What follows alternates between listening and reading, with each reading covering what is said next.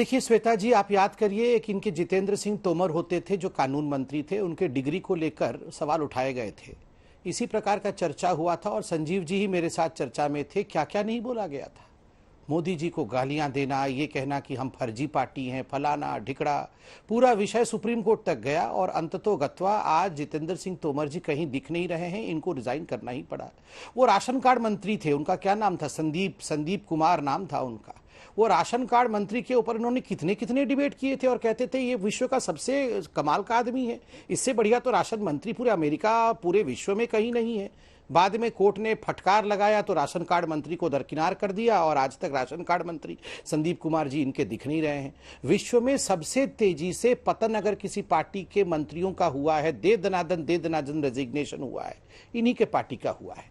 तीसरी बात मैं कहना चाहता हूं, आप सोचिए ये सत्येंद्र जैन जी इतने साफ हैं, इनके खिलाफ कोई सबूत ही नहीं है। 2016 से बेचारे उनके ऊपर केस हमने डाल दिया है और कुछ भी हम कह नहीं पा रहे हैं कोर्ट में, मगर कोर्ट इनको बेल नहीं दे रही है।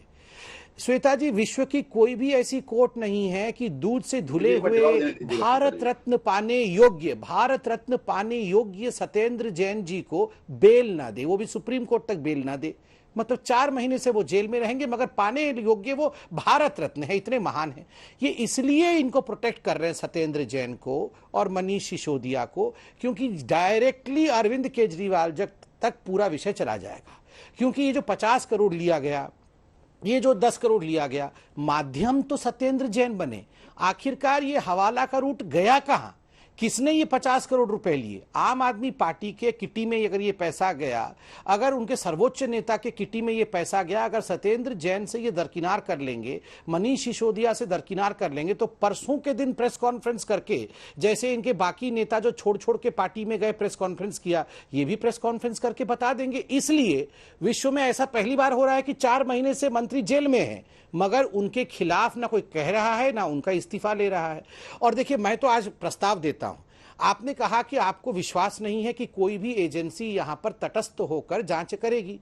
मैं आपको कहता हूं संजीव जी, इस डिबेट के बाद आप सुप्रीम कोर्ट जाके दरवाजा खटखटाइए और आपने कहा कि सुप्रीम कोर्ट द्वारा यह इन्वेस्टिगेशन होना चाहिए। आप जाके सुप्रीम कोर्ट में दरख्वास्त दीजिए।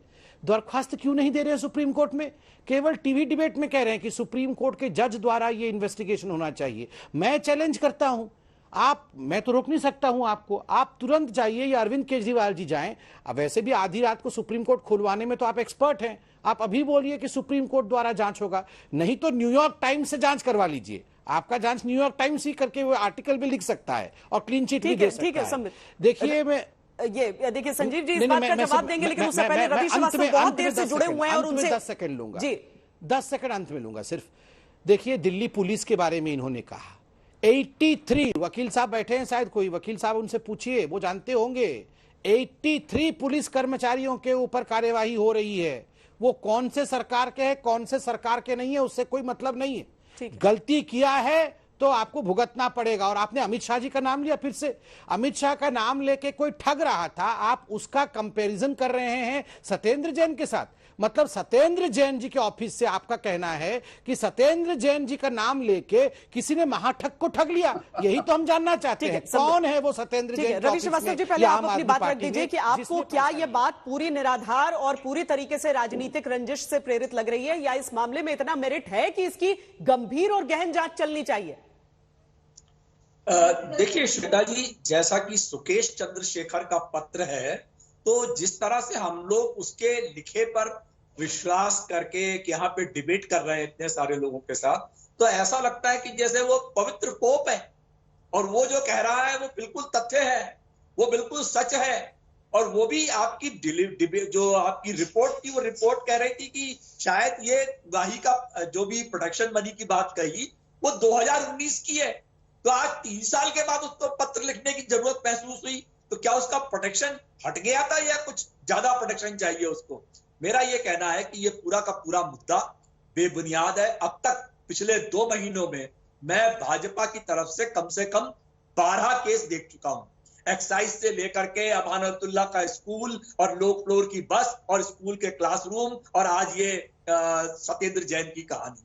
तो मेरा ये कहना है कि ये सुकेश चंद्रशेखर जो है वो एक कॉनमैन है, एक भ्रष्ट आदमी है, जिसने इंपर्सोनिफिकेशन किया, जिसने एक्सटोर्शन किया, सब तरह के अपराध किए, जिसका ट्रायल चल रहा है, जिसके लिए वो जेल में है। तो उसकी बात पे विश्वास करके कि उसने इससे 2 करोड़ ले लिया, उससे 5 करोड़ दे दिया, कोई मनी ट्रेल है इसकी क्या? कोई सबूत है कहीं पर क्या? अब बात आती है जांच की। तो जांच आम आदमी पार्टी मेरे ख्याल में क्यों जांच करेगी इसकी? उसे तो जरूरत नहीं है। ये जांच तो जो आरोप लगा रहा है वो करवाएगा अपने एलजी के थ्रू, क्योंकि एलजी भी उसी के एजेंट है। तो एलजी से बोल करके वो जांच करवा लेंगे इसकी। तो वो जांच भी होने दीजिए। जब 12-14 जांचें चल रही हैं तो एक 13वीं हो जाएगी तो क्या फर्क पड़ेगा उससे? क्योंकि आरोप सारे झूठे और बेबुनियाद है। इसके पहले भी अभी तक जितने आरोप लगे, ना उसमें छापे में 1 रुपए की रकम मिली, ना कहीं पर कोई चार्जशीट फाइल हुई, ना कहीं पर कोई सबूत मिला। इनके ही बनाए हुए एक्साइज पॉलिसी में फर्जी वीडियो की, ये मैंने पैसे दिए थे। अरे भाई, जिसने पैसे दिए थे पहले उसको पकड़ो ना। रिश्वत देना तो सबसे बड़ा अपराध है। और जो दिल्ली के अंदर, जो जेल के अंदर अधिकारी है, वो तो सारे दिल्ली पुलिस के ही हैं। तो पकड़िए, डीजी को पकड़िए, अरेस्ट करिए, पता लगाइए। अरे संजय चंद्रा थे वहां पे, मूसेवाला थे वहां पे, मूसेवाला का मर्डर करवाने वाले तिहाड़ में रहते थे, संजय चंद्रा थे वहां पे, उन्हें सारी फैसिलिटीज मिलती थी। तो ये फैसिलिटीज क्या सत्येंद्र जैन दिलवाते थे वहां पर? ऐसी बेबुनियाद बातों पर